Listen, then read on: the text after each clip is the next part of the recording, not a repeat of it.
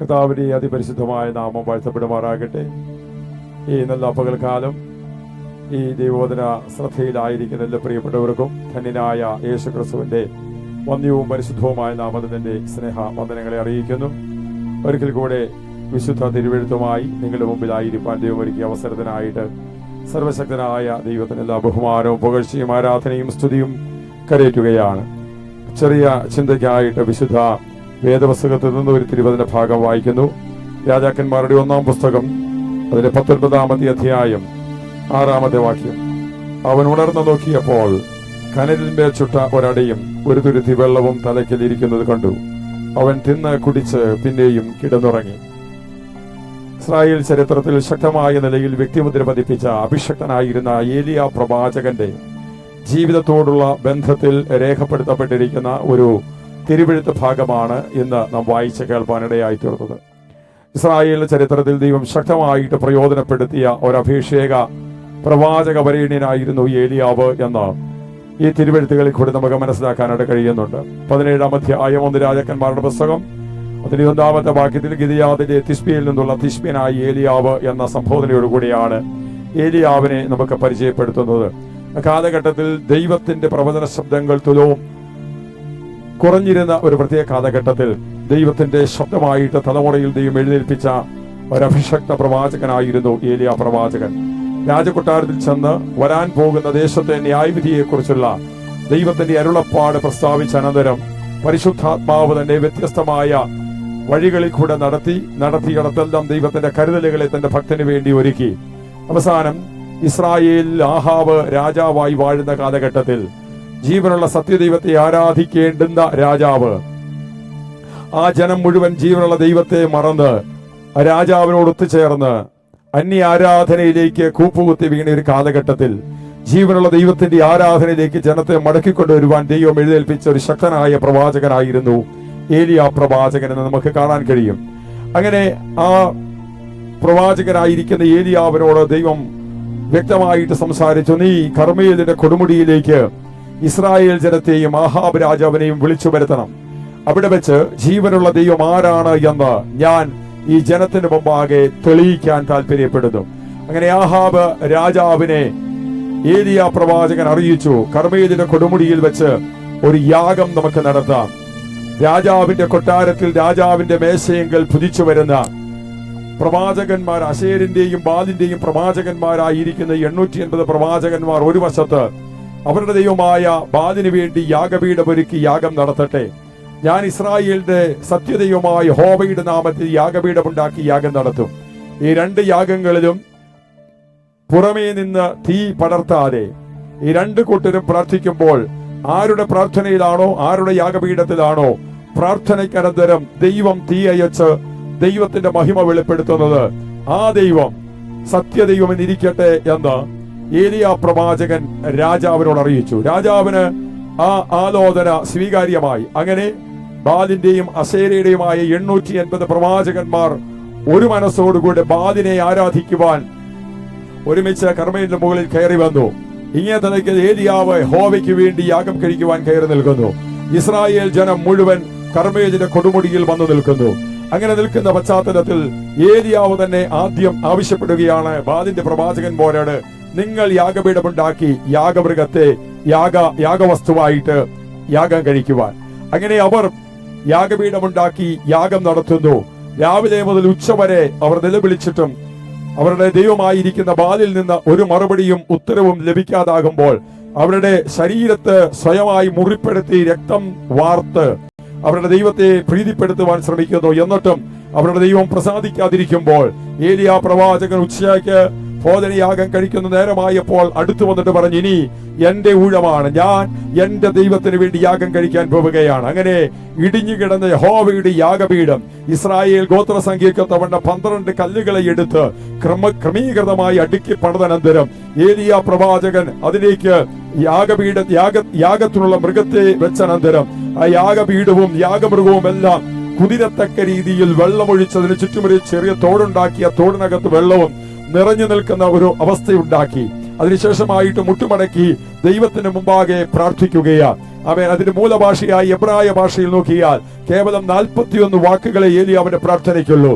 ആ പ്രാർത്ഥനയ്ക്കനന്തരം എല്ലാവരും കണ്ടുകൊണ്ട് നിൽക്കുമ്പോൾ സ്വർഗത്തിൽ നിന്നൊരു തീഗോളം താഴേക്ക് കത്തിയിറങ്ങി ആ യാഗമൃഗം മുഴുവൻ ദഹിച്ച് വെണ്ണീറായി, യാഗപീഠം മുഴുവൻ കരിഞ്ഞ് ആ മണ്ണും കൂടെ കത്തിക്കരിഞ്ഞ് ആ വെള്ളം മുഴുവൻ വറ്റിപ്പോകുന്ന ഒരു മഹത്വമുള്ള ആരാധന ആ കർമ്മേലിന്റെ കൊടുമുടിയിൽ വെളിപ്പെട്ടു വരുമ്പോൾ അവിടെ കൂടി വന്നിരിക്കുന്ന അവൻ ബാലിനെ ആരാധിക്കുന്ന ഇസ്രായേൽ ജനം മുഴുവൻ കവിണ്ണു വീണിട്ട് പറയുന്നു, ഇനി ഞങ്ങൾക്ക് അവൻ ഒരു ദൈവമുണ്ടെങ്കിൽ അത് ദൈവമായ യഹോവ മാത്രമാ.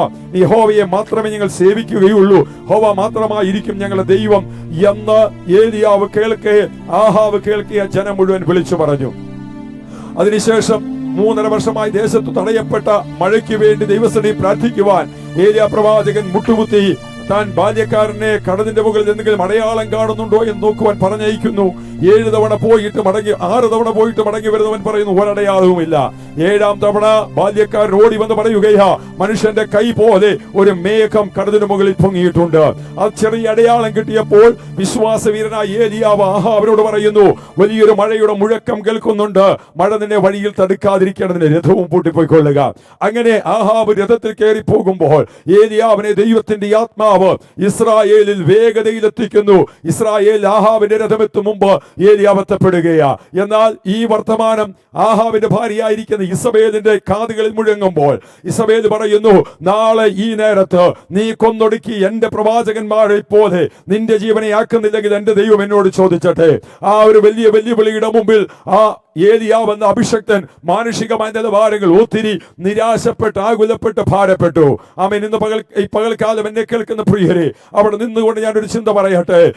കർമ്മേലിന്റെ കൊടുമുടിയിൽ ആ ഇസ്രായേൽ ജനം മുഴുവൻ യഹോവ ദൈവമെന്ന് കുമ്പിട്ട് ആരാധിച്ചിട്ടും അത്രയും കാര്യങ്ങൾ ചെയ്ത് താഴെ ഇറങ്ങി വന്ന ഏലിയാവ് ശരീരം കൊണ്ട് ഒത്തിരി ക്ഷീണിച്ചവനായി വിശന്നവനായി പരവേശപ്പെട്ടവനായി നിൽക്കുമ്പോ ഒരു നേരത്തെ ആഹാരം കൊടുക്കാൻ, ഒരു നേരത്തെ വെള്ളം കൊടുക്കാൻ അവരിൽ ഒരാൾ പോലും തയ്യാറായില്ല. കാരണം അവർക്ക് ഇസബേലിനെ പേടിയായിരുന്നു, ആഹാബിനെ പേടിയായിരുന്നു.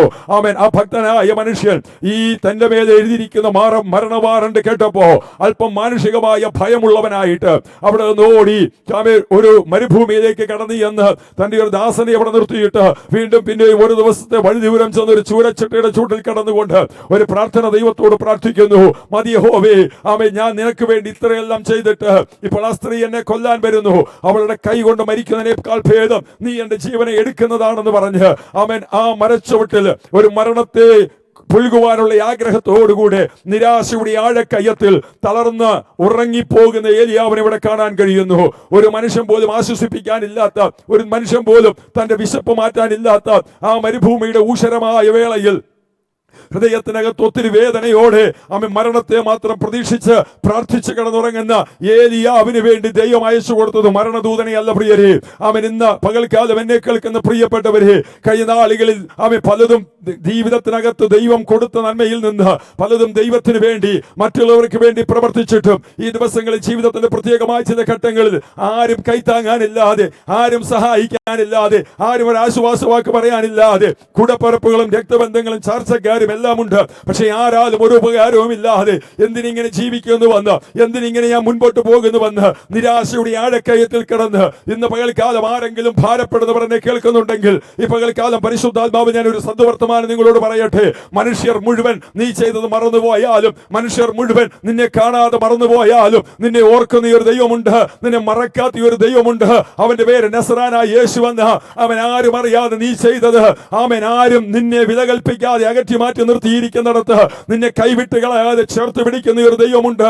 ആമേൻ. ആ പ്രാർത്ഥനയുടെ നടുവിൽ ഏലിയാവ് നിരാശയോടെ കിടന്നുറങ്ങുമ്പോൾ പ്രിയരെ, മരണദൂതനെ അല്ല ദൈവം അയച്ചത്, പിന്നെ ഒരു ദൈവത്തിന്റെ ഒരു ദൂതനെ ദൈവം അയച്ചു. അവന്റെ കയ്യിൽ വെറും കൈയോടെ എല്ലാവും വരുന്നത്. അവന്റെ കയ്യിൽ കനലിന്മേൽ ചുട്ട അപ്പമുണ്ട്, അവൻ ഒരു തുരുത്തി വെള്ളമുണ്ട്. അവൻ ഏലിയാവ് കിടന്നുറങ്ങുമ്പോ അവനെ തട്ടി ഉണർത്തിയിട്ട് പറയുക, ഏലിയാവേ, ഭക്ഷിക്ക്, പാനം ചെയ്യ, നിന്റെ ക്ഷീണം മാറട്ടെ, നിന്റെ തളർച്ച മാറട്ടെ, നിന്റെ വിശപ്പ് മാറട്ടെ. അവൻ ഇന്ന് പകൽക്കാലം ഞാൻ ചേർത്ത് പറയട്ടെ പ്രിയപ്പെട്ടവരെ, ആരെല്ലാം നിന്നെ മറന്നാലും, ആരെല്ലാം നിന്നെ അവഗണിച്ചാലും, നീ ചെയ്ത നന്മ പലരും മറന്നുപോയാലും, നീ ചെയ്ത ഉപകാരങ്ങൾ കൊണ്ട് പച്ച പിടിച്ച പലരും നിന്നെ ഇന്ന് കണ്ടിട്ട് കാണാതെ പോയാലും, നിന്നെ മറന്നു പോകാത്ത ഒരു അത്യുന്നതനായ ദൈവമുണ്ട്. ഇന്ന് പകൽക്കാലം നീ നിരാശപ്പെട്ട് ആരും സഹായിക്കാതെ കിടക്കുമ്പോ ദൈവം നിന്റെ കാര്യം നേരിട്ട് കൈകാര്യം ചെയ്യും കേട്ടോ. ദൂതനെ സ്വർഗത്തിലെ ദൈവം ഇറക്കി അവന് വേണ്ടുന്ന അപ്പവും അവന് വേണ്ടുന്ന വെള്ളവും കൊടുത്ത് അവന് ക്ഷീണം മാറ്റാൻ, തളർച്ച മാറ്റാൻ, വിശപ്പ് മാറ്റാൻ ദൈവത്തിന്റെ ദൂതനെ അയച്ചു കൊടുത്തതുപോലെ ഇന്ന് പകൽക്കാലം നീ വിശ്വസിച്ചോ, നിനക്ക് വേണ്ടി ദൈവം ചില ദൂതന്മാരെ അയക്കാൻ സമയമായിരിക്കുകയാ. ആരും നിന്നെ കാണാനില്ലെങ്കിലും ചേർക്കാനില്ലെങ്കിലും സ്വർഗം നിന്നെ മറക്കില്ല കുഞ്ഞേ.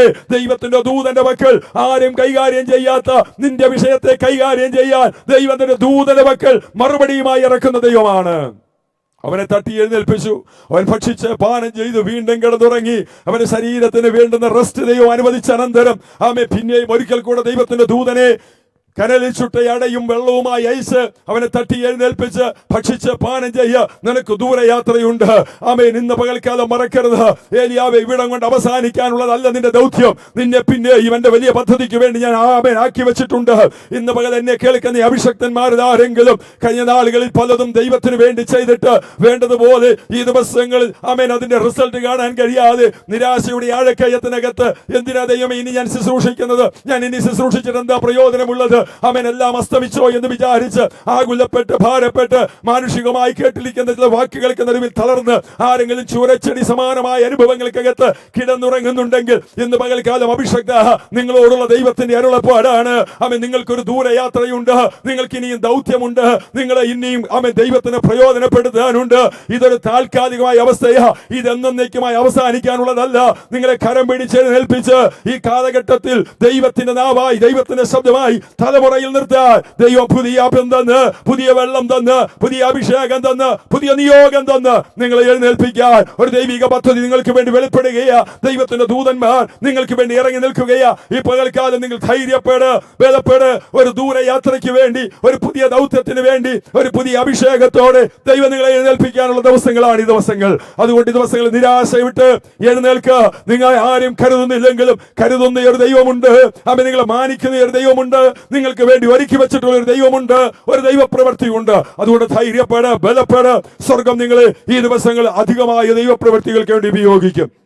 ഒരു നിമിഷം കണ്ണുകളെ അടയ്ക്കാൻ നമുക്ക് പ്രാർത്ഥിക്കാം. പരിശുദ്ധ പിതാവേ, ഈ ലഘു സന്ദേശത്തിന് മുമ്പിൽ ഇന്ന് പകൽക്കാലമായിരിക്കുന്ന പ്രിയപ്പെട്ടവരെയൊക്കെ അങ്ങയുടെ കരങ്ങളിലേക്ക് ഏൽപ്പിച്ച് പ്രാർത്ഥിക്കുകയാ. ആരെങ്കിലും ഒക്കെ ജീവിതത്തിന്റെ പ്രത്യേകമായ സാഹചര്യങ്ങൾക്കകത്ത് ആരും കരുതാനില്ല, ആരും ഓർക്കാനില്ല, ചെയ്തതിനെ ഒന്നും ആരും ഗവനിക്കാനില്ലെന്ന് പറഞ്ഞ് നിരാശയുടെ ആഴക്കയത്തിൽ കിടക്കുന്നവരുണ്ടെങ്കിൽ അപ്പാ അങ്ങയുടെ ബലമുള്ള കരങ്ങൾ